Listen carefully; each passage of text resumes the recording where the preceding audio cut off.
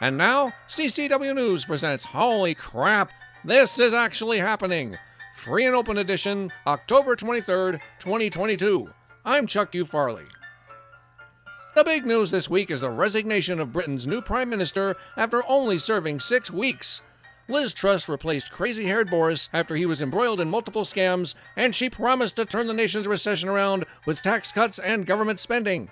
As soon as she took office, the Queen died, the pound plunged, mortgages exploded, and several of her allies quit their positions. Parliament is so divided that it has devolved into shouting matches, and the country is plunging into an even deeper recession. In the U.S., Truss would have been celebrated as it took a woman only 6 weeks to do what took old Joe a year and a half. Former Trump advisor Steve Bannon was sentenced to 4 months for upholding the law when Congress demanded he break it. Now that Elon Musk is definitely buying Twitter, a report came out that the Biden administration is considering stopping the sale for national security reasons. I swear, I am not making this up. The news sent Twitter's stock into another tailspin and proved once and for all that Twitter never was a privately owned platform and has always been controlled by the feds. The artist formerly known as Kanye West got booted off all social media and dropped by JPMorgan Chase over an anti-Semitic typo, so he decided to buy Parler. That's it. That's the story. Ever since the Clintons profited from gutting Haiti, the tiny country never recovered and has been on permanent welfare and cartel control. The gang situation has gotten so bad that all North American countries have banded together to make it worse with military involvement. Seeing how things went in Iraq, Yemen, and Afghanistan, the Haitian people have taken to the streets to protest our interference. After all, they're surrounded by gangs facing food shortages, paying up to $50 a gallon for fuel, and unable to keep the power grid operational. They don't need our help. They're already basically California. Meanwhile, on yet another war front funded by King Brandon, Russia has declared martial law in 4 annexed areas of Ukraine, even though Russia has no way to enforce it, as they do not actually control those areas.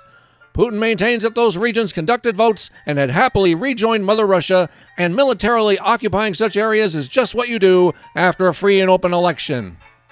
McDonald's has released an adult edition Happy Meal, and the so-called toys, which do nothing and are essentially hideously ugly plastic statues designed by clothing outlet Cactus Plant Flea Market, are selling for as much as $300,000 each on eBay.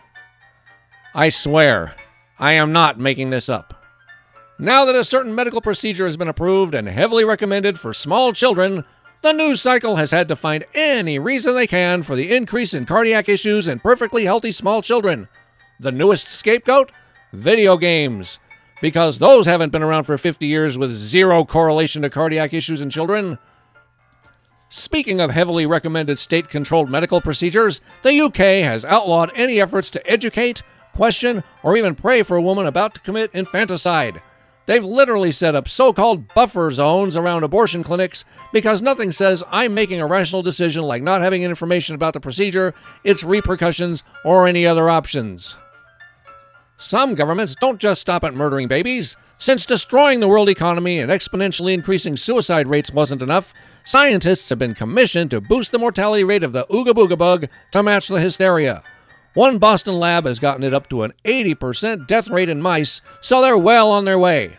The great news is that they used Omicron spike protein, which is the most infectious variant ever, so this time when they accidentally release the deadly virus on us all, it won't take so long to spread. Forget those lockdowns, boys and girls. This'll be over in a jiff. In news we've already reported years ago but is just now being heard, China admits using its TikTok app to spy on Americans, adding another $1 to the Trump was right jar. Texas schools are sending K-8 children home with free inkless fingerprint and DNA kits so their parents have everything they need to help the authorities find their child should they ever go missing. While it is a scary prospect, this is a very reasonable, rational, and important thing that every parent should have for their child. The twisted liberal press, of course, is blasting out that the kits are so they may identify the bodies after school shootings. I wish I were making this up. And if the failing economy, child mortality, or World War III is too much for you to handle, not to worry. Uber Eats now delivers pot. For CCW News, this has been Holy Crap, This Is Actually Happening. I'm Chuck U. Farley. Good night, and may God help us.